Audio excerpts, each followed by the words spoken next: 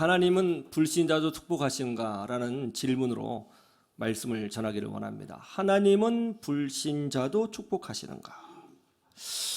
하나님은 불신자도 축복하실까요? 우리나라에 기독교 정신으로 세워진 회사들이 많이 있죠. 그런데 불신자들이 세운 기업과 비교해 보면 불신자들이 세운 기업이 훨씬 더 큽니다. 그 회사들이 훨씬 더 잘 나가요. 왜 이런 일이 일어나는 것일까요? 우리는 열심히 기도도 하고 헌신도 하는데 왜 불신자 기업이 더 잘 될까요? 기독교 정신에서 시작된 크리스찬 기업이 우리나라의 핵심 기업이 되고 세금을 많이 내서 국가에 더 많이 공헌하고 또 일자리도 한 100만 명 정도 창출하면 교회 안 다니는 사람들이 우리 기독교인들을 보고 박수를 쳐주지 않을까요? 얼마나 좋은 일이에요. 그러나 현실은 어떻습니까? 하나님을 모르는 불신자 기업들이 훨씬 더 잘 됩니다. 일본 한번 생각해 보세요. 전형적인 불신자의 나라 아닙니까? 잘 먹고 잘 삽니다. 선진국이에요. 이슬람 국가는 어떤가요? 땅만 파면 석유가 펑펑 나옵니다. 엄청난 양의 지하 자원이 있어요. 여러분 이것보다 큰 축복이 있을까요? 놀라운 축복이에요. 예수님을 잘 알지 못하는 사람들, 심지어 예수님을 대적하는 사람들이 이 땅에서 부를 누리고 축복된 삶을 살고 있습니다. 왜 이런 일이 일어나는 것일까요? 이번 추석 때 가족들 모여서 이런저런 이야기를 많이 하셨을 텐데 이렇게 말씀하시는 분들이 꼭 있죠. 야, 꼭 교회 다닌다고 잘 되냐? 그런 거 아닌 것 같더라. 야, 교회 안 다니는 사람들이 더 잘 되더라, 야. 그렇게 말씀하시는 분도 있어요. 또 사실이에요, 그 말이. 사실입니다. 또 교회에서도 보면요, 나이롱 신자들이 있거든요. 그렇게 신앙이 없어 보이는 분들이 있습니다. 굉장히 세속적인 분들이 있어요. 그런데 그분들이 참 잘 돼요. 그래서 그런 모습을 보면은 때로는 마음에 시험이 드는 사람들이 있습니다. 야, 어떻게 저렇게 세속적으로 신앙생활하고 세속적으로 사는데 잘 될까? 나도 저 사람처럼 세속적으로 살아야 되는 것일까? 내가 너무 순진하게 신앙생활 했나? 이런 생각이 드는 거죠. 우리 다시 질문해야 됩니다. 하나님은 불신자도 축복하실까요? 정답을 말씀을 드리면 예, 그렇습니다. 하나님은 불신자도 놀랍게 축복하십니다. 제가 한 말이 아니에요. 예수님이 해주신 말씀이에요. 예수님이 이 질문에 대해서 이렇게 답변하셨습니다. 마태복음 5장 45절을 보시죠. 예수님이 이렇게 답변하셨어요. 마태복음 5장 45절. 제가 한 말이 아니고 예수님이 하신 말씀이에요. 마태복음 5장 45절. 다 같이 시작. 이같이 한즉 하늘에 계신 너희 아버지의 아들이 되리니 이는 하나님이 그 해를 악인과 선인에게 비추시며 비를 의로운 자와 불의한 자에게 내려주심이라. 뭐라고 하세요? 하나님은 그 해를 누구에게? 악인에게도 선인에게도 비추어 주신다는 거예요. 빛, 태양은 축복의 상징이죠. 태양이 없이 어떻게 농사를 짓습니까? 해가 없이 어떻게 사람이 살 수 있어요? 여러분 기억나세요? 하나님께서 400년간 이집트 땅에서 노예살이를 했던 이스라엘 백성을 구원해 내실 때에 재앙 몇 가지를 통해서 이스라엘 백성을 구원하셨어요. 10개의 재앙을 내렸죠. 그 중에 9번째 재앙이 뭔지 아시죠? 그게 뭐예요? 어둠의 재앙이에요.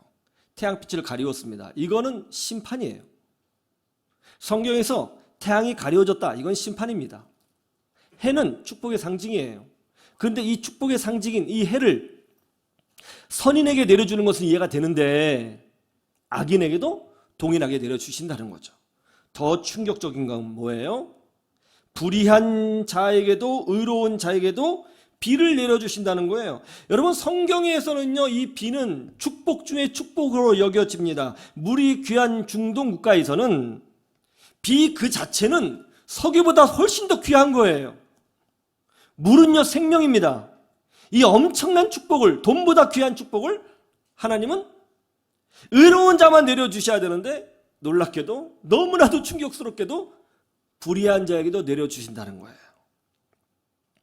자, 그러니까 예수님 말씀에 따르면 하나님은 불신자에게도 불의한 자에게도 악인에게도 비도 주시고 해도 주시고 축복도 내려주신다는 거예요.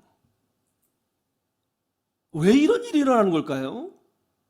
우리는 이것을 신학적으로 일반 은총이라고 합니다.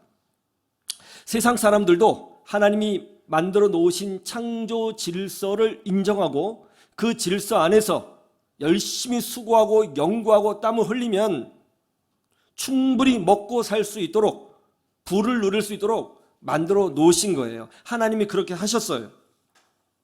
그런데 말이죠, 딱 여기까지인 거예요. 그들에게는 영원히 보장되어져 있지 않다는 것입니다.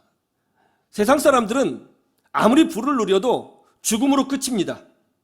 그들에게는 하나님 나라가 약속되어져 있지 않습니다.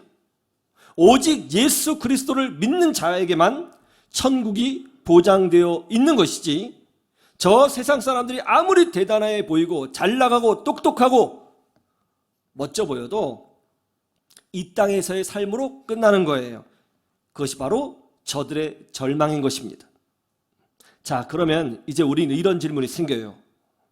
하나님은 불신자도 축복해 주신다고 했는데, 그럼 불신자 중에서 못된 짓을 해가지고 돈을 벌고 모략질하고 사기질하고 거짓말하고 남의 것을 빼앗아서 부를 축적한 사람도 있는데, 그것도 하나님이 주신 축복인가요? 그건 뭔가요?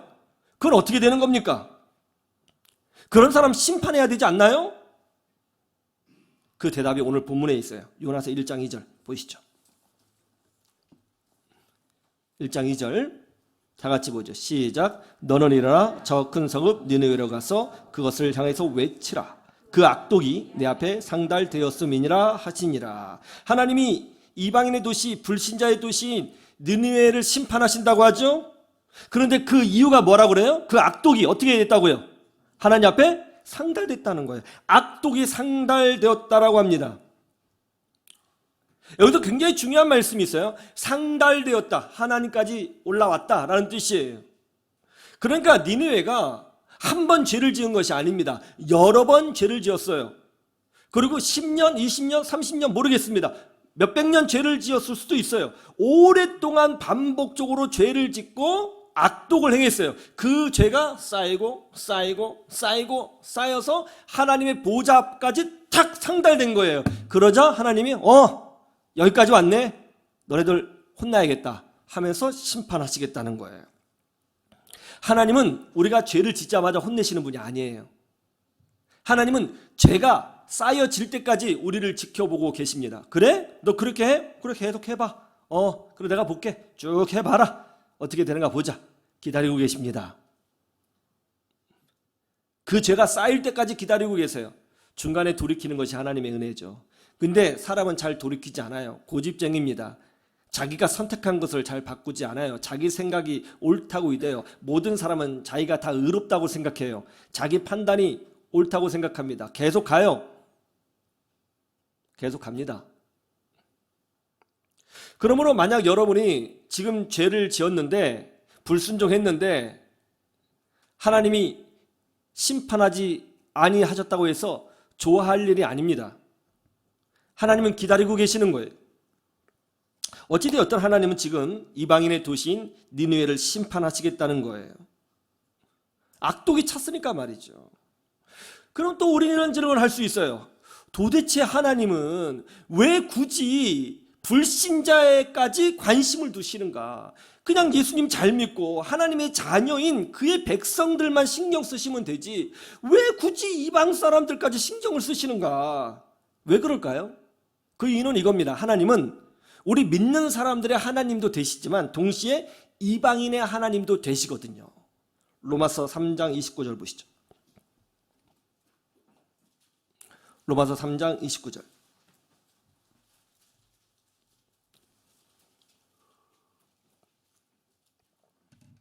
로마서 3장 29절 다 같이 시작.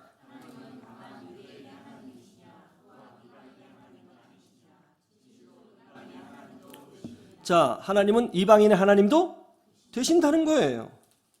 하나님은 우리 믿음의 사람의 하나님, 우리 믿음의 사람을 통치하시고 인도하시는 하나님도 되시지만 동시에 불신자의 하나님도 되시는 거예요. 왜냐하면 하나님이 모든 것을 창조하셨거든요.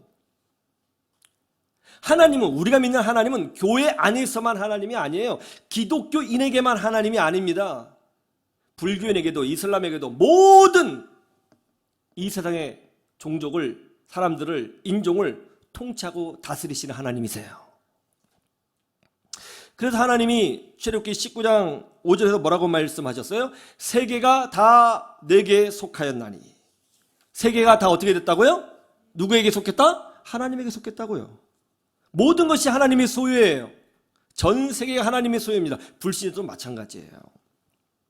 그러므로 하나님께서는 믿음의 사람들, 신앙생활 잘하는 사람들만 다스리시고 통치하시는 것이 아니라 저 밖에 있는 사람들, 타 종교 사람들, 불신자들 다 하나님이 다스리시고 통치하시는 거예요. 또 놀라운 게 뭐냐면 개개인의 삶도 하나님이 통치하시지만 한 국가도 하나님이 통치하십니다. 그래서 한 나라를 부자로 만들어주시는 분도 하나님이시고 그 나라를 가난하게 만드시는 분도 하나님이시라, 이렇게 설명하고 있어요. 이사야서 26장 15절을 보시죠. 이사야서 26장 15절. 이사야서 26장 15절. 자, 한번 볼까요? 시작. 여호와여, 주께서 이 나라를 더 크게 하셨고 이 나라를 더 크게 하셨나이다. 스스로 영광을 얻으시고 이 땅의 모든 경계를 확장하셨나이다. 하나님께서 이 땅의 모든 경계를 확장하셨다. 무슨 뜻이에요? 국토가 넓어졌다. 나라의 땅 크기가 넓어졌다는 거예요.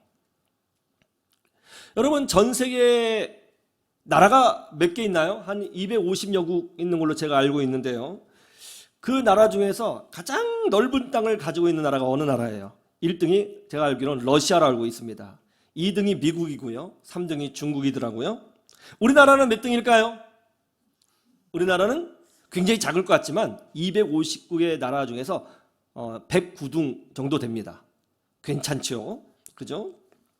우리는 이렇게 생각합니다. 국력이 센 놈이, 힘센 놈이 더 넓은 땅을 차지하는 것이다. 그렇게 생각을 하죠. 그런데 성경에 보니까 꼭 그렇지만은 않습니다. 한 나라의 국토의 경계를 주님께서 결정해 주실 때에 그 나라의 경계를 더 크게도 해주시고 작게도 해주신다는 거예요. 다른 말로 하면 이 나라를 강대국으로 만들어 주시는 분도 하나님이시고 이 나라를 강대국에서 약소국으로 낮추시는 분도 하나님이시라는 것입니다. 대한민국이 잘 되는 것, 우리의 노력이 물론 필요해요. 그러나 핵심은 하나님의 은혜가 있어야 되는 것입니다. 이 나라가 복된 것은 하나님의 권능으로부터 나오는 줄로 믿습니다. 그렇게 말씀하고 있는 거예요. 하나님이 개개인의 삶뿐만 아니라 한 국가의 운명도 결정하시는 분이시다. 그렇게 말씀하고 있는 것이죠. 충격적인 말씀이 있습니다. 에스라서 1장 1절에서 4절을 보세요. 구약성경 712페이지 정도 있어요. 에스라서 1장 1절에서 4절. 이게 아주 재밌어요. 에스라서 1장 1절에서 4절 제가 봉독해 드릴게요. 바사왕 고레스 원년에 여호와께서 예레미야의 입을 통하여 하신 말씀을 이루게 하시려고 바사왕 고레스의 마음을 감동시키심에 그가 온 나라에 공포도 하고 조소도 내려 이르되 바사왕 고레스는 말하노니 하늘의 하나님 여호와께서 세상 모든 나라를 내게 주셨고 나에게 명령하사 유다 예루살렘에 성전을 건축하라 하셨나니 이스라엘의 하나님은 참 신이시라. 너희 중에 그의 백성된 자는 다 유다 예루살렘으로 올라가서 이스라엘의 하나님 여호와의 성전을 건축하라. 그는 예루살렘에 계신 하나님이시라. 그 남아있는 백성이 어느 곳에 머물러 살든지 그곳 사람들이 마땅히 은과 금과 그 밖의 물건과 짐승으로 도와주고 그 외에도 예루살렘에 세울 하나님의 성전을 위하여 예물을 기쁘게 드릴지니라 하였더라. 아멘. 이 말씀은 페르시아의 황제인 고레스가 한 고백입니다.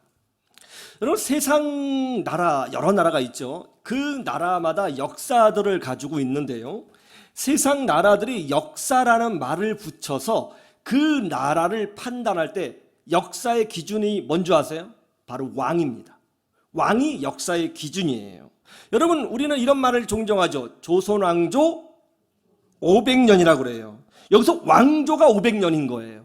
조선의 왕조가 500년입니다. 그러니까 조선의 역사는 백성이 누구냐는 하나도 중요하지 않아요. 장군이 누구냐도 중요하지 않아요. 나라의 크기가 얼마나 컸느냐도 하나도 중요하지 않아요. 이씨 가문이 중요해요. 이씨 가문이 왕으로 선 때부터 이씨 가문이 왕으로 내려올 때까지가 조선의 역사예요. 그래서 조선 왕조 몇 년?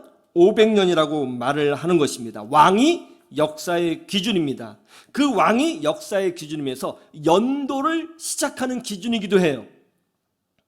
세상 나라의 기준은 항상 그렇죠. 왕이 기준이에요.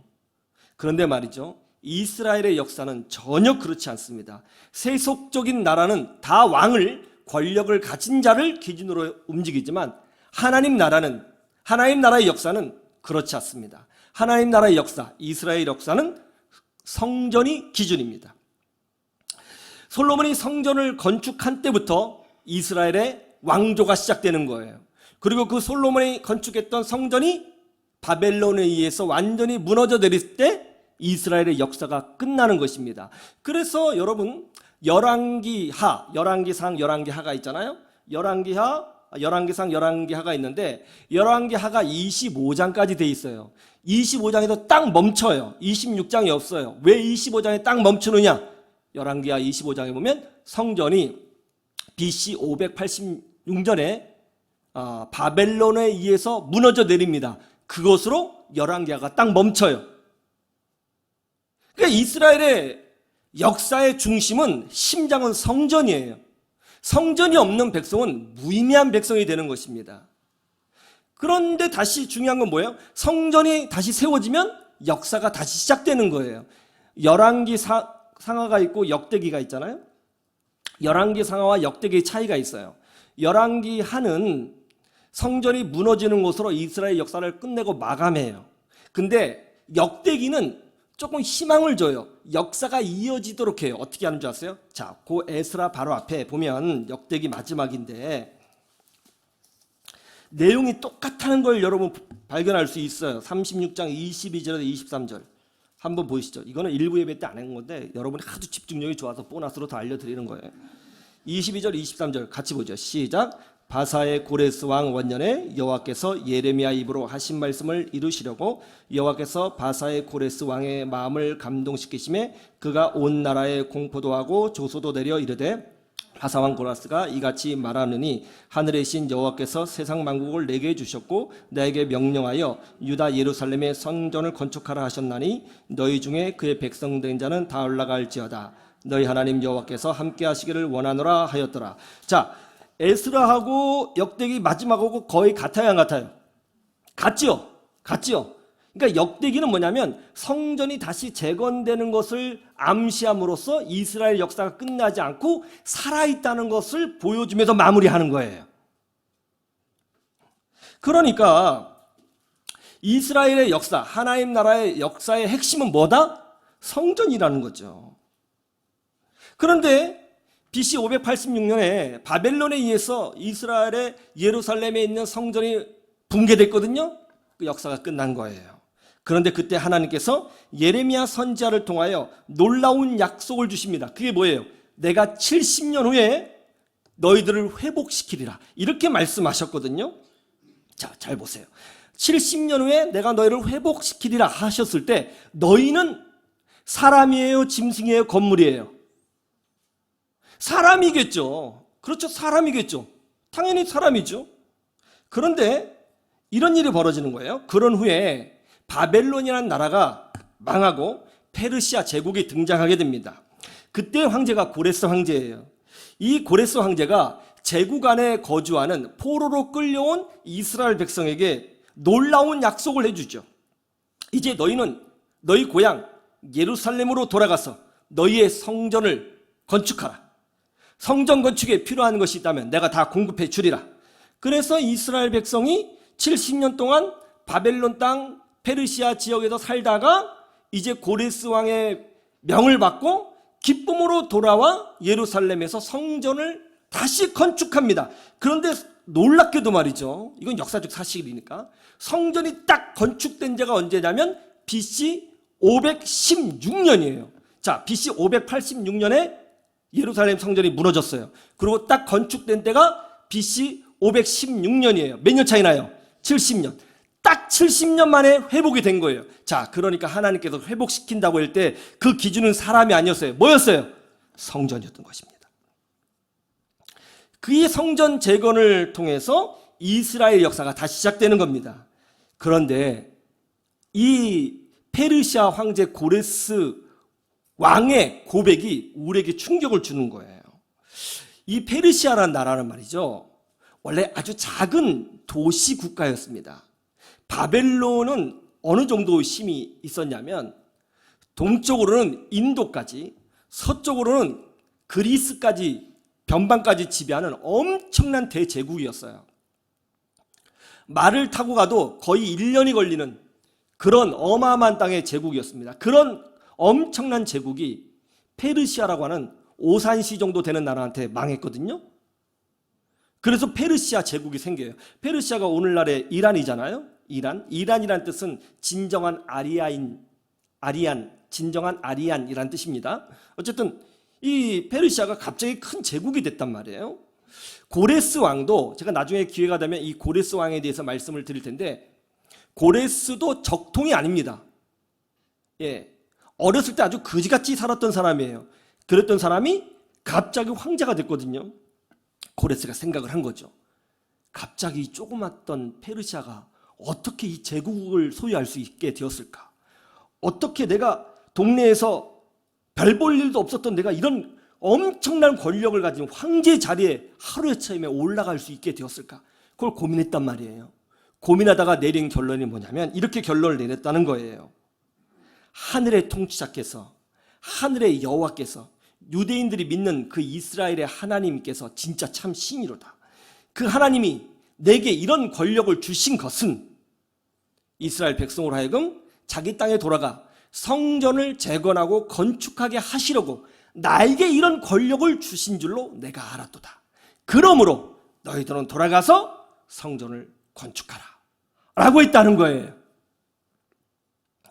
참 놀랍죠. 하나님이 이스라엘 백성을 회복시키시려면 이스라엘 백성 자체를 강대국으로 만들어주면 되잖아요. 그렇죠. 그냥 이스라엘 백성이 강대국이 되면 훨씬 더 좋은 일 아니에요? 그런데 하나님은 그렇게 하지 아니하시고 느닷없이 페르시아라는 나라를 강대국으로 만들어서 이스라엘 백성에게 자유를 주고 성전을 건축할 수 있는 축복을 줬다는 거죠. 이게 놀라운 하나님의 통치예요. 하나님은 하나님 나라의 백성들을 보호하고 하나님 나라의 백성들을 지키고 축복하기 위해서 때로는 불신자를 사용해서 우리를 보호하시고 축복하시고 밀어주실 때가 있다는 것입니다. 불신자의 기업을 일으켜서 우리 믿는 사람들이 그 직장에 들어가 소득을 창출할 수 있고, 불신자의 기업을 일으켜서 이 나라가 잘 살아서 선교 국가로 쓰임받을 수 있게 하시고, 불신자들의 산업을 하나님께서 돌봐주셔서 믿음의 사람들이 그 곳곳에서 자기 역할을 할 수 있도록 하신다는 거예요. 아시겠어요? 하나님은 그래도 불신자도 통치하시는 것입니다. 우리는 싫던 좋던 죽어서 천국 가기 전까지는 이 땅에서 불신자들하고 살아야 돼요. 서로 영향을 주고받게 돼 있는 거예요. 서로 뿌리가 엉켜 있다고요. 그래서 하나님은 때로는 우리 믿음의 사람들을, 교회들을 일으키기 위해서 불신자를 축복하시고 높여주실 때가 있는 것입니다. 그런데 여기서 중요한 것이 있습니다. 그것이 뭐죠?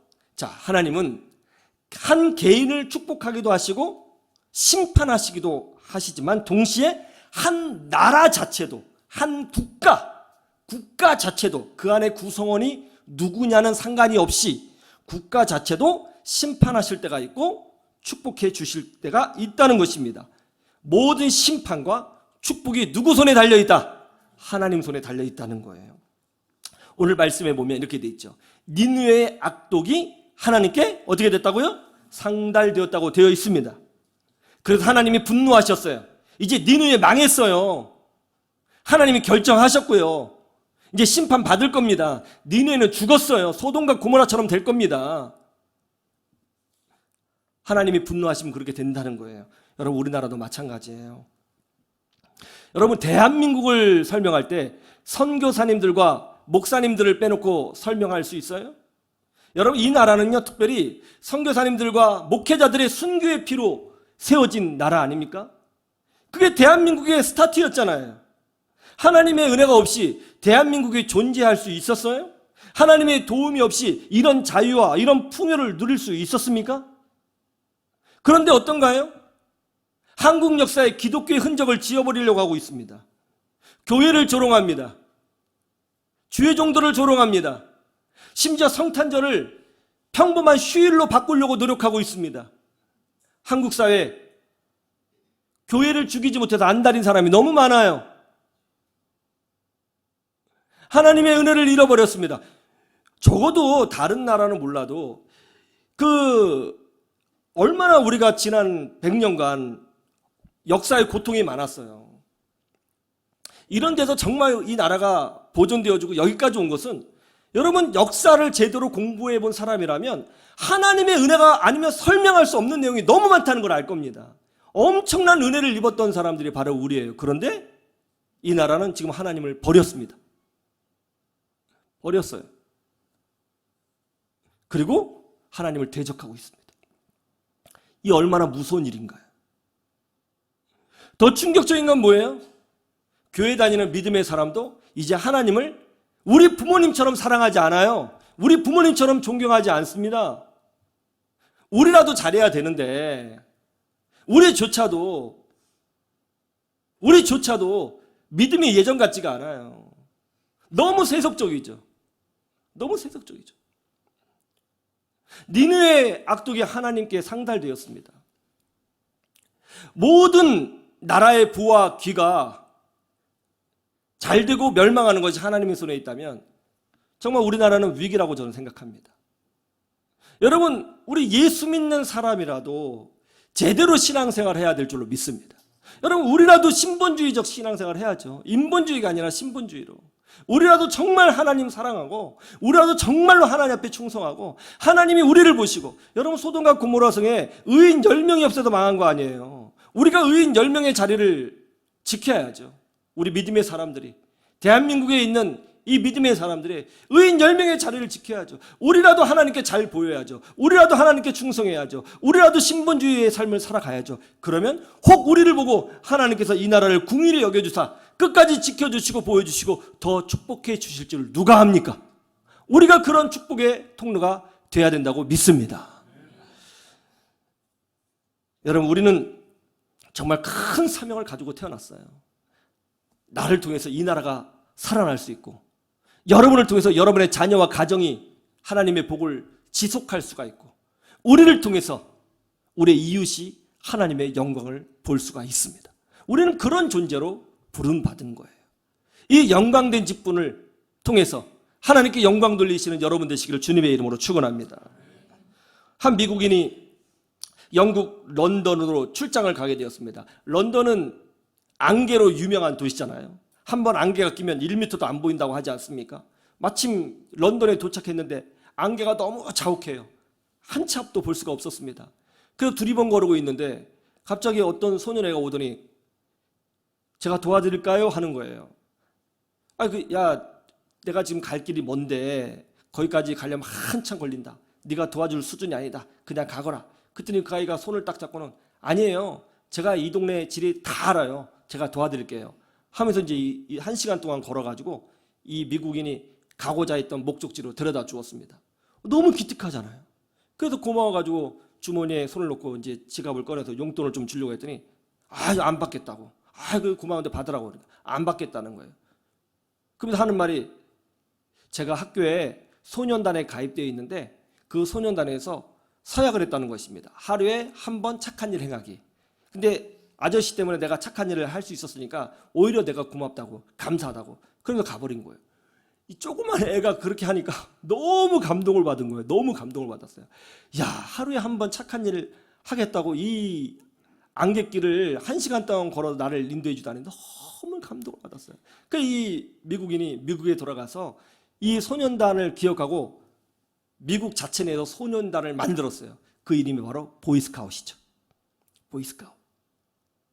나중에 이 미국인이요, 이 런던으로 돌아와서 그 소년을 처음 만났던 그 자리에 그 어린아이 동상을 하나, 소년의 동상을 하나 세웠어요. 그리고 그 밑에 이런 글귀를 써 놓았습니다. 뭐라고 되어 있냐면, 날마다 착한 일을 한 번씩 해야 하는 보이스카우트를 미국에 알려준 이름 모를 소년을 위해 이 동상을 세웁니다. 여러분, 한 사람이 감동을 받아도 기적이 일어납니다. 하물며 하나님이 감동을 받으시면 얼마나 더 놀라운 일들이 우리 가운데 일어날 수 있겠습니까? 우리는 하나님의 마음을, 사람이 아니라 하나님의 마음을 감동케 하는 사람으로 살아야 될 줄로 믿습니다. 그래서 나를 통해서 여러분의 자신과 가족과 자녀가 잘 되고, 또 우리나라가 잘 되고, 우리 교회가 잘 되고, 또 여러분 이웃이 하나님의 기적을 보는 일들이 날마다 일어나면 얼마나 좋겠습니까? 그런 일들이 우리를 통해서 일어나기를 주님의 이름으로 축원합니다. 축원합니다.